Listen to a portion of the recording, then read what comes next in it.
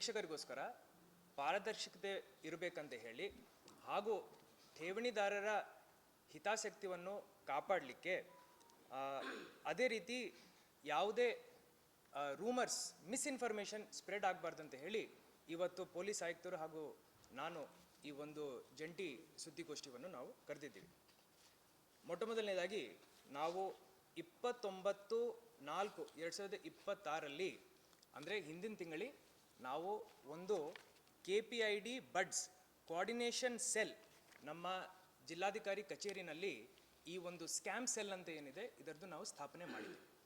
ಇದನ್ನು ಸ್ಥಾಪನೆ ಮಾಡಿ ಒಂದು ತಿಂಗಳಾಗ್ತಾ ಇದೆ. ಈ ಸ್ಥಾಪನೆ ಆದ ನಂತರ ಇದರದ್ದು ಈ ಸೆಲ್ ಜವಾಬ್ದಾರಿ ಏನಿತ್ತು, ಈ ಸೆಲ್ಲಲ್ಲಿ ಡಿಸ್ಟ್ರಿಕ್ಟ್ ಮ್ಯಾಜಿಸ್ಟ್ರೇಟ್ ಜಿಲ್ಲಾ ದಂಡಾಧಿಕಾರಿಯಾಗಿ ನಾನಿರ್ತೀನಿ, ಪೊಲೀಸ್ ಆಯುಕ್ತರು ಇರ್ತಾರೆ, SP ರವರು ಇರ್ತಾರೆ, ಹಾಗೂ ಸಹಕಾರಿ ಇಲಾಖೆ ಅಧಿಕಾರಿಗಳಿರ್ತಾರೆ, ನಮ್ಮ ಕಮರ್ಷಿಯಲ್ ಟ್ಯಾಕ್ಸಸ್ ಡಿಪಾರ್ಟ್ಮೆಂಟ್ ಅವರು ಇರ್ತಾರೆ. ಇವರೆಲ್ಲರೂ ಯಾವುದೇ ರೀತಿಯ ಇನ್ಫಾರ್ಮೇಷನ್ ನಮಗೆ ಸೋಷಿಯಲ್ ಮೀಡಿಯಾದಲ್ಲಿರ್ಬೋದು, ನಮಗೆ ಮಾಧ್ಯಮದಲ್ಲಿ ಬಂದಿರ್ಬೋದು, ಮಾರ್ಕೆಟ್ ಇಂಟೆಲಿಜೆನ್ಸ್ ಅಂತ ಏನು ಹೇಳ್ತೀವಿ ಅದನ್ನು ನಾವು ಕಲೆಕ್ಟ್ ಮಾಡ್ತಾ ಇರ್ತೀವಿ.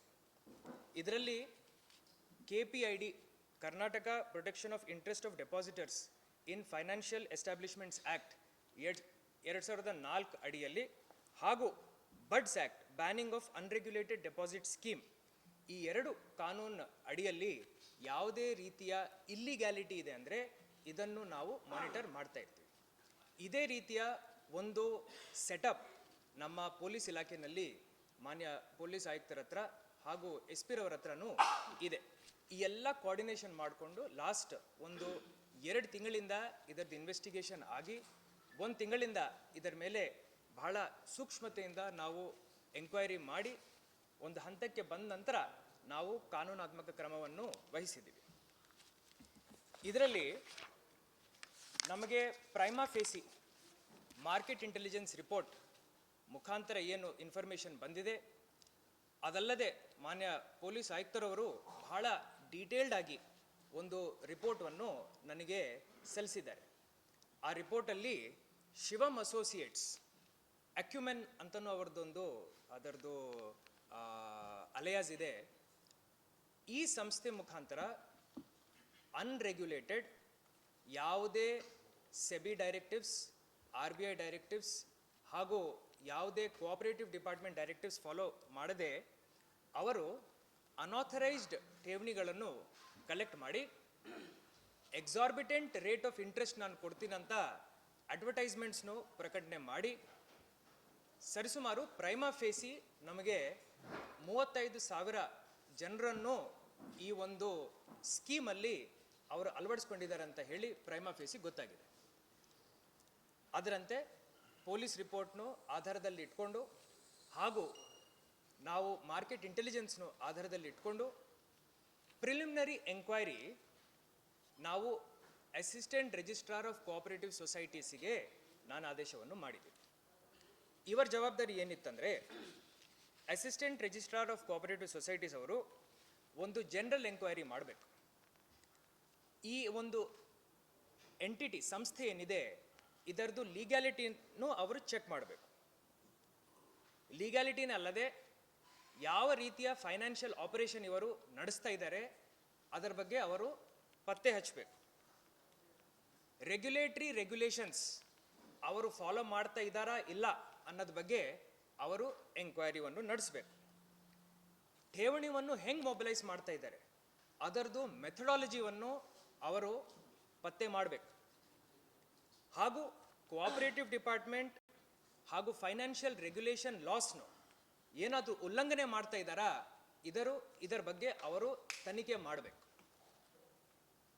Assistant registrar of cooperative societies ARCS ಅವರು ನಮ್ಮ ಆದೇಶದಂತೆ ಅವರು 4 ಸ್ಥಳಗಳಲ್ಲಿ ಪರಿಶೀಲನೆ ಮಾಡಿ ಅದಾದ ನಂತರ ಒಂದು ಸುದೀರ್ಘವಾದಂಥ ವರದಿಯನ್ನು ಅವರು ನಮಗೆ ನೀಡ್ತಾರೆ.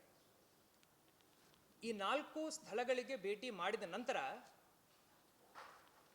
There is a prima facie evidence that irregularities taking place ಅಂತ ಹೇಳಿ ಅವರಿಗೆ ಕಾನೂನಲ್ಲಿ ಕಾಗ್ನಿಸೆನ್ಸ್ ಬರುತ್ತೆ.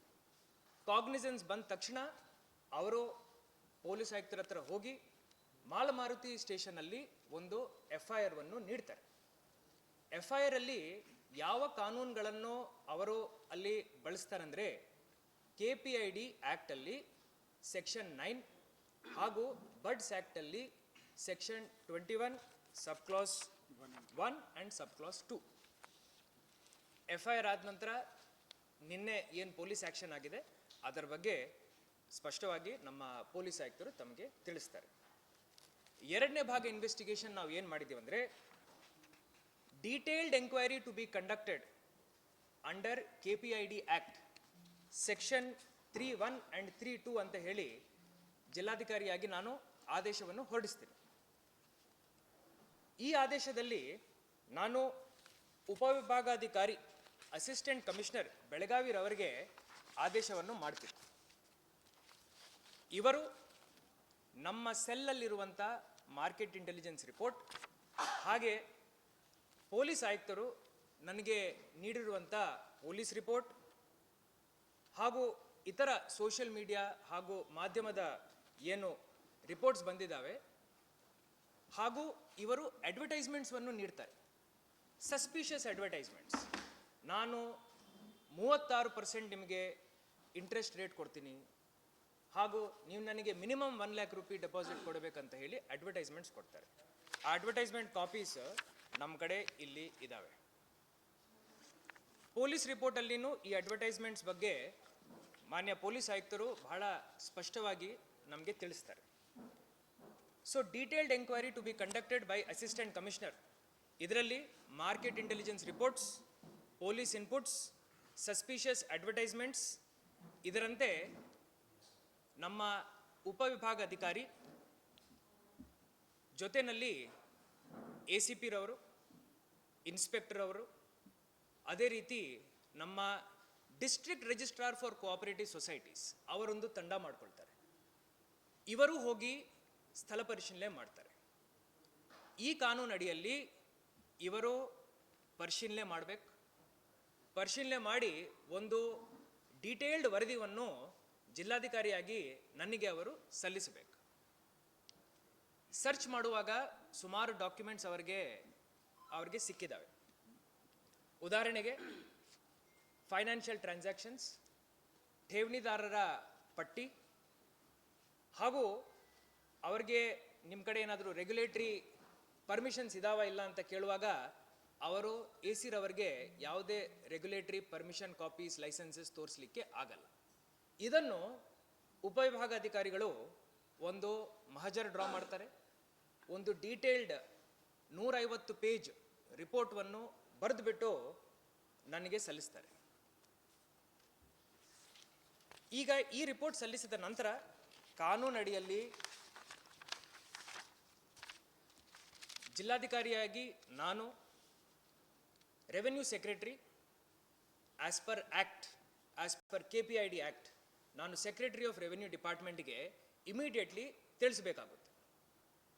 ಅವರು ನಿನ್ನೆ ನಮ್ಮ ಅಸಿಸ್ಟೆಂಟ್ ಕಮಿಷನರ್ ಅವರು ನಿನ್ನೆ ನನಗೆ ವರದಿ ಸಲ್ಲಿಸಿದ್ದಾರೆ.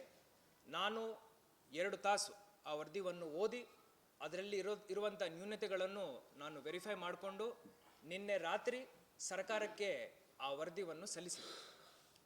ಸರ್ಕಾರ ಹಂತದಲ್ಲಿ ಈಗ ಆಗೋ ಕೆಲಸ ಏನಂದರೆ ನಮ್ಮ ಅಪರ ಮುಖ್ಯ ಕಾರ್ಯದರ್ಶಿಗಳು ಕಂದಾಯ ಇಲಾಖೆಯವರು ಸ್ಟೇಟ್ ನೋಡಲ್ ಆಫೀಸರ್ಗೆ ಕಾಂಪಿಟೆಂಟ್ ಅಥಾರಿಟಿಗೆ ಅವರು ನೇಮಕ ಮಾಡ್ತಾರೆ. Competent authority has all the powers to seize movable immovable properties, freeze bank accounts and also take action by taking the concurrence of special court. ಒಂದು ಸ್ಪೆಷಲ್ ಕೋರ್ಟ್ ಈ ಆ್ಯಕ್ಟ್ ಅಡಿಯಲ್ಲಿ ರಚನೆ ಮಾಡಲಾಗಿದೆ. ಇದರಲ್ಲಿ ಪ್ರೈಮಾ ಫೇಸಿ 35,000 ಜನ ಅಂತ ನಾವು ಏನು ಹೇಳ್ತಾ ಇದ್ವಿ, ಪ್ರತಿಯೊಬ್ಬರಿಂದ ಇವರ ಅಡ್ವರ್ಟೈಸ್ಮೆಂಟ್ ಪ್ರಕಾರ ಮಿನಿಮಮ್ ನನಗೆ 1 ಲಕ್ಷ ತಾವು ಹ್ಯಾಂಡ್ ಲೋನ್ ಕೊಡಬೇಕು, ಠೇವಣಿ ಇಡಬೇಕು ಅಂತ ಹೇಳಿ ಏನು ಹೇಳ್ತಾರೆ, ಇದರದ್ದು ಕ್ವಾಂಟಮ್ 50 ಕೋಟಿ ಮೀರಿ ಹೋಗುತ್ತೆ.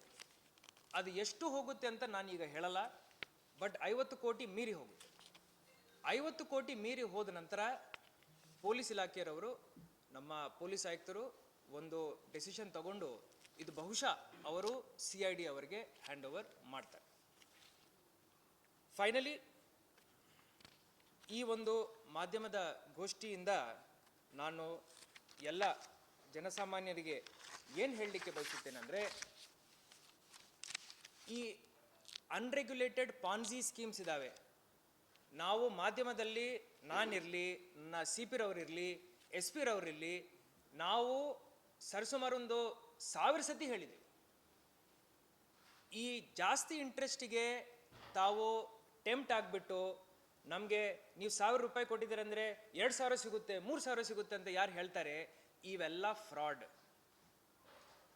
RBI ಗೈಡ್ಲೈನ್ಸ್ ಪ್ರಕಾರ RBI ವೆಬ್ಸೈಟ್ನಲ್ಲಿ ಎಲ್ಲ ಫೈನಾನ್ಷಿಯಲ್ ರೆಗ್ಯುಲೇಟರಿ ಬಾಡೀಸ್ ಹಾಗೂ ನಾನ್ ಬ್ಯಾಂಕಿಂಗ್ ಫೈನಾನ್ಷಿಯಲ್ ಕಂಪ್ನಿಗಳ ಹೆಸರು ಪಟ್ಟಿಯನ್ನು ಅವರು ಬಹಿರಂಗ ಮಾಡಿದ್ದಾರೆ.